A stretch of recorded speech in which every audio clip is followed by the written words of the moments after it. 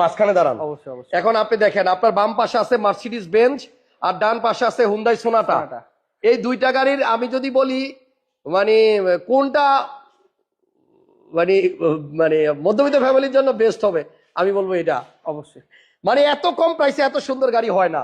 আবার এই গাড়িটার প্রাইস যখন বলবো তখন অনেকে ভাববে কি ব্যাপার, কি ব্যাপার, মানে মানে মাথাটা খারাপ হয়ে গেছে নাকি। এরকম কিন্তু অনেক হচ্ছে। দেখা যায় যে আমাদের আগে মনে করতাম যে জার্মানির যে গাড়িগুলো আছে ওগুলো সব কোটি টাকার উপরে, আসলে কিন্তু না। কোটি টাকার উপরে দাম ছিল যখন ফার্স্ট ওনার ছিল, বাট সেকেন্ড ওনার আসলে এই গাড়ির দামগুলো অনেক কমে আসে।